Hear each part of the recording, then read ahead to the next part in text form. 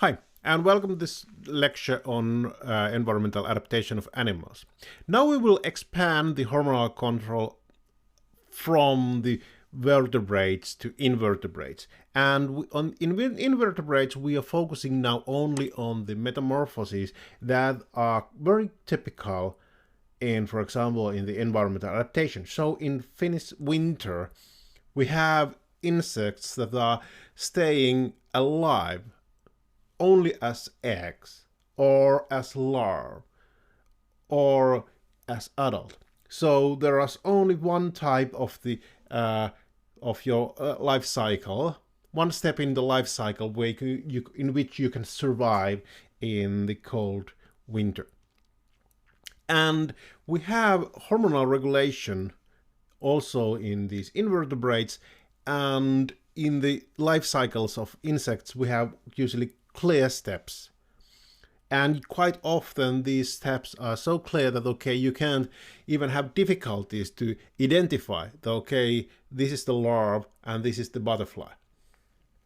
And so we have the metamorphosis, so there's a large reshape of the body, and we have two different types of the metamorphosis. We can have hemimetabolous development, so first you have prunerve, and then the first metamorphotic stage. So you have the new cuticle that is larger than the previous one, and you expand your body step by step to have a nymph state 1 and 2 and 3, etc. And then finally, after several juvenile steps, you have the last metamorphosis to become adult, and only these adults, they can have genitals, they can have wings, etc. But then the other way is, for example, in the butterflies. So you have from the egg you have the small larva, then you have larger larva, etc. And you have several steps in this larva that is actually a eating machine. And then after the larva you have a large metamorphosis. So inside a pupa you have a shelter in which you can form the adult form. And then this adult can be completely different shape. It can be quite short-living even. And these are regulated with actually two hormones. We have two hormones. We have juvelin hormone and ectosome. Actually, the ectosome is the active form of it. It's 20-hydroxy ectosome. But anyway, this ectosome looks pretty much like cholesterol or our sex hormones like testosterone or estradiol, etc. So it's definitely going to be lipid soluble. And in this juvelin hormone, we can see that there are only few oxygens. Otherwise, it's just a carbon chain. And therefore, it's definitely going to be a hydrophobic and lipid soluble molecule. And therefore, it will go across the membrane. So it will go directly inside the cell, and it has the receptors. And these receptors are acting as the transcription factors. They are regulating the activity of quite many genes that are then affecting on the activity of quite many other genes. And these hormones are working together. So you need the balance. So if you are not having the juvelin hormone and you have a short pulse of this ectosome, then you have the metamorphosis to form adult.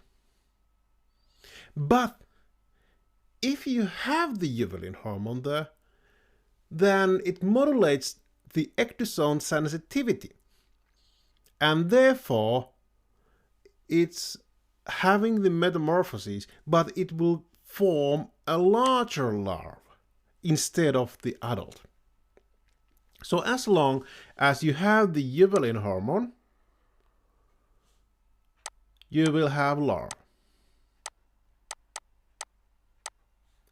But then when you don't have the juvenile hormone, then this ectosome is causing the metamorphosis to form adult. Okay, how it's regulated. Over here we have a model insect with the brains. And behind the brains we have this extension, so this corpus cardiacum with this leading to corpus allantum. And inside these structures we have neurosecretory cells, so neurons that are releasing hormones. And they get information, for example, how long is the day, what is the temperature, etc. And they are then releasing the PTTH from this corpus allantum. And then this PTTH is affecting on an additional gland that is not hormonal. So it's affecting on prothoracic gland, and then this corpus allantum is also releasing the juvenile hormone. And as long as we have the juvenile hormone, we will only make it's only possible to make this larval stage or this non-adult stage. And then in this prothoracic gland, when over there we are releasing the ectosome. And the good point is that, okay, you don't have to have so much PTTH to release a lot of ectosome, because you have endocrine cells that are only producing and releasing this, not transporting it from one part of the brain to another part. And beside these PTTH, juvenile hormone and ectosome, one interesting thing is that we also have the trachea.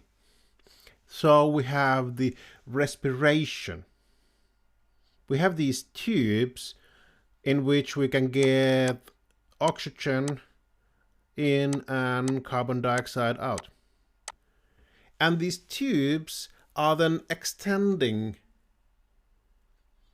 And when we have a lot of these tubes open, we can get a lot of air inside our body, and then we can expand the body. We can become larger, and that will break the cuticle. And then we can enlarge our body to fill the new cuticle.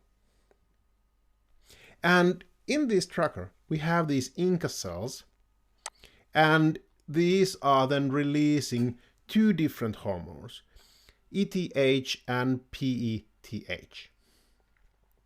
Okay, let's look a little bit closer how these hormones are operating. So, first of all, we have this PTTH with a very long name in English, and it's affecting on this prothoracic gland. And in the prothoracic gland, it's affecting on the ectosome. And then we have the juvenile hormone that is released in the same place as this PTTH. And as long as we have the juvenile hormone, it's opposing the adult structures. Okay, so we have now 3 different hormones that are working together. And then we have few others. There is a cardioactive peptide, there is a chorachonin, there is eclosone hormone, and they are released from the brains. And these 2 last ones, they are affecting on these Inca cells, on the PETH and ATH secretion. So now the brains are telling on the tracker what to do. And then these PETH and ATH, so pre-ecdysis triggering hormone or ecdysing triggering hormone, they are released from the Inca cells and affecting back to the brains. And they are needed for shedding the cuticle and escaping from the old cuticle. So if you larger your body, then this old cuticle will be broken. And with the besides these, we have few other hormones that are released from the brains,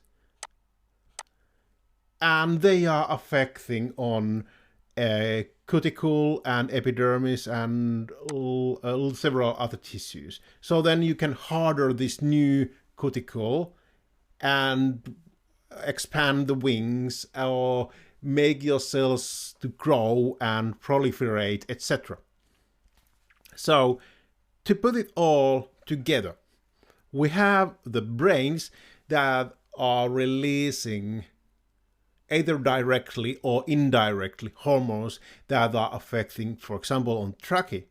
And then on the trachea, we have these Inca cells that are then affecting on the brains. And then we have brains affecting on practically all kind of tissues. And all these processes are then getting that, okay, we can get first some air